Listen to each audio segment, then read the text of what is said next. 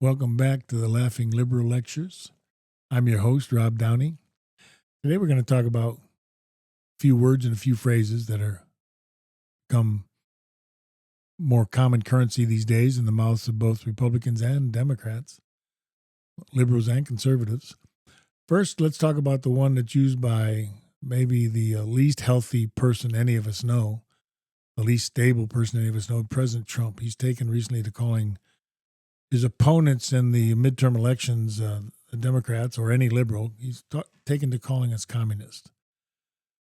Okay, so it's an important word. You have to pay attention to it. But I think the Democrats and liberals should be talking about communism all the time. We're not communists. There's never been a communist government instituted in the world, no matter what people have called themselves. There's never been a government that has been where the means of production have been in the hands of the workers. It's a boogeyman, and it's frightening, but communism as an existing fact is not real like lightning. It's fake like leprechauns. I'm Irish, I can say that. Leprechauns and communism are the same. They're inventions. The one, leprechauns, very charming stories about, good, bad, even pots of gold.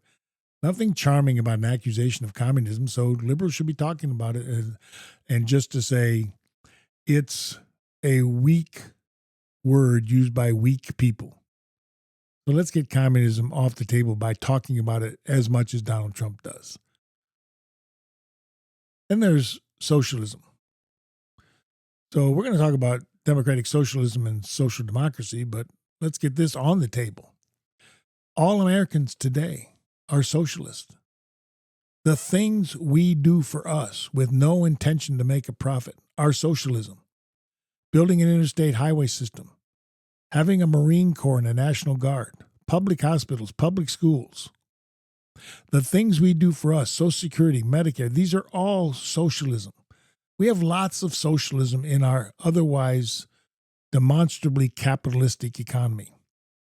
What we want is, in my view, slightly more socialism in order that capitalism can thrive. If capitalism is left unharnessed, it destroys itself. It destroys religion, it destroys institutions, it destroys government, it destroys elections. Too much money in the hands of too few capitalists, meaning the heads. If you capitalize your benefits and you socialize your risk, you have people at Walmart who have no benefits from the company but go to public programs to get their benefits. But the profits go to a few. That's capitalism. Capitalism works in unleashing creativity and energy and operational success. We should control it more on the financial side. But long story short, we are socialists. If you're an American today, you should be proud of being part of a social democracy that has harnessed capitalism as its driving economic theory. That works. We should harness capitalism more, but we should be proud of being social in a social democracy that's trying to put increasing, slightly more harnesses on capitalism to bring it under better control. But then there's a political party known as the Democratic Socialist of America. It has something to do, because it's American, it has something to do with our social democracy, but it's a political belief in a political party like the Greens. It has more of a deterministic bent. I've spoken before about, in my view, the liberal effort does not have an end goal. We have goals and we have processes and we have sets of beliefs, but everything is contingent upon successful experimentation. Liberals, I think, should follow Franklin D. Roosevelt's lead for bold, persistent experimentation. To take an idea and try it. If it works, improve it more. If it doesn't work, try something else. That's what a radical pragmatist, a person who believes in social democracy, is for. The American experiment. We're not going to call ourselves exceptionalists because that suggests that we've arrived at some state of perfection that we don't need to work on. But what what Coretta Scott King said about freedom is also true about the work of society generally. Freedom is not free. It has to be won anew in every generation. We have to win anew our society. Trump has made that clear. And we're going to do that by continuing to be a social democracy. We have a lot of socialism in our country, and we need it. And we want slightly more of it because capitalism is running out of control. There's too many capitalized benefits flowing up to the top of too few. I mean, Elon Musk was a socialist when he took $3 billion from the government. But now he's a capitalist and he's getting all these benefits. All right.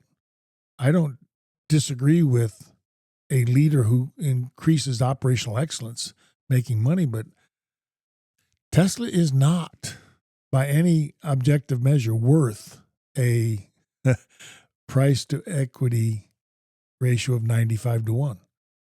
There's too much capitalistic benefit for Elon Musk and Tesla. And we need more social control so that our elections aren't controlled by that money that we gave him starter funds for. These are kind of simple concepts, but just to get the words clear, we should talk about communism to kill it. It's not a legitimate accusation because there's never been a communistic government in history and there never will be. Workers will never entirely control the means of production. That's a boogeyman. We should be able to talk about socialism because it's what we are. We are socialist without being afraid. All Americans. Barry Goldwater was a socialist. He fought in the Army. That's something we do for us. There's no profit typically in the Army. Trump may be figuring out a way to make money off the National Guard, but basically anything we do for us is what the right wants to call socialism. We should be proud of it. We are a society. We're in this thing together. So we are socialists. There's never been true communists, no matter what people have said. Words have meanings. And we're not, as a country, I don't think we're going to be democratic socialists. We're not going to say we need completely open borders or we need to get rid of ICE entirely. We need to reform the border. We need to reform ICE. We need to have institutions that work. We need to run experiments. If an institution is proven that it can never work under stringent controls with good leadership, of course we can get rid of it. But that should be the end result of an experiment, not the end result of some doctrine or belief.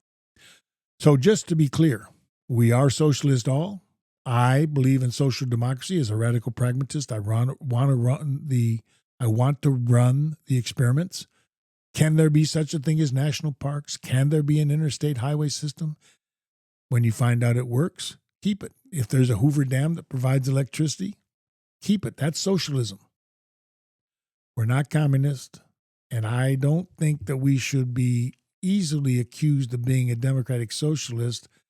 There's about 150,000 of them in the party in the U.S., and it's fine as a party, just like the Greens are a fine party, but we shouldn't allow it to be confused. So I'd like to finish with a poem about the meaning of words.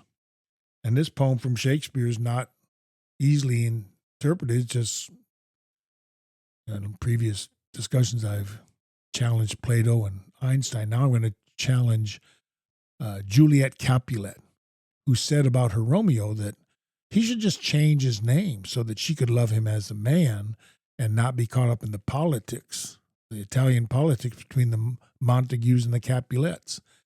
What she was ignoring is that how hard it is for Romeo to escape his name, or how hard it would be for her to escape her name as a Capulet. What's in a name? That which we call a rose by any other name would smell as sweet. So Romeo would, were he not Romeo called, retain that dear perfection which he owes without that title. Romeo, doff thy name, and for that name which is no part of thee, take all myself. Liberals, adopt the name socialism, deny the name communist, and be careful before you allow yourself to be called a democratic socialist. If you have a belief in experimentation rather than an end result, be careful of any party that you give your allegiance to.